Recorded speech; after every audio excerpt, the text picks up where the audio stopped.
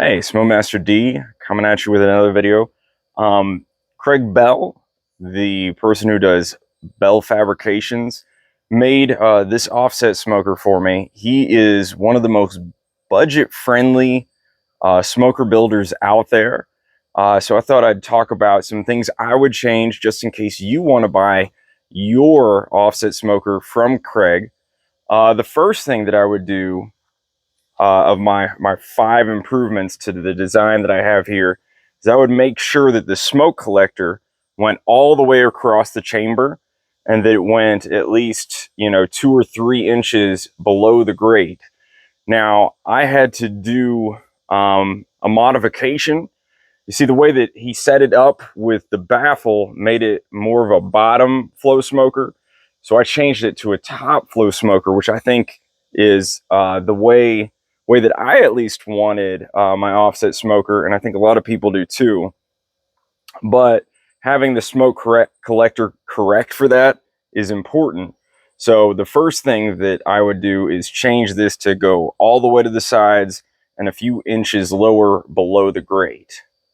Now, the baffle is another thing, and I changed that as well myself.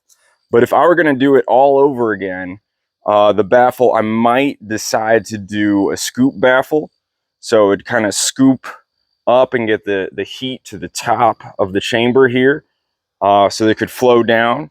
Now, I don't know if there would be metal for that, so maybe it'd be more flatter than scoopier.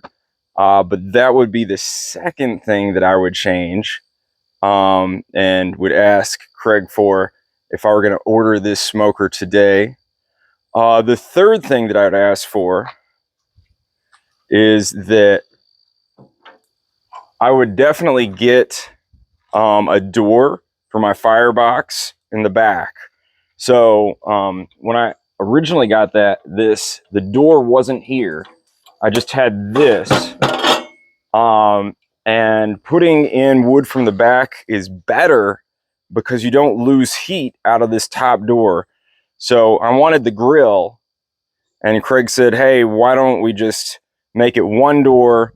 You can put anything in through this one. And I said, okay. But later I regretted it and I made this door. Now, if you come look in here,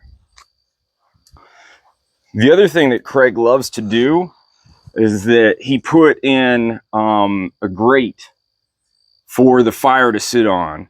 But I wanted to build my fire on the bottom of this. So I probably would have asked him not to put that in. Another thing that he does, it's hard to see down here, but he puts this trap door on the bottom. So I like to get my ash out that way. And I had to make my own stopper for that so that I could use this bottom as for my fire. So I would ask him, instead of making that grate for me, could you just make a stopper for that little bottom catch door? So sort of a switch on that. Yeah. And the last thing that I would have changed, and it was kind of a miscommunication between me and Craig, and I know he's done it for other people, is that I'd make this the full 24 inches. So it's a 20-inch wide firebox, but a 24-inch wide chamber, and I just would make them both 24 inches. And, more air volume in the firebox allows, the heat to spread more before going in. So I think it's just better to have more firebox space in general. So those are the 5 things that I would change. And one bonus change, this fold down stack. I don't think it's actually that necessary. In fact, I use a cover that was made for a 2-person golf cart. And I think that it would still fit even if this was up.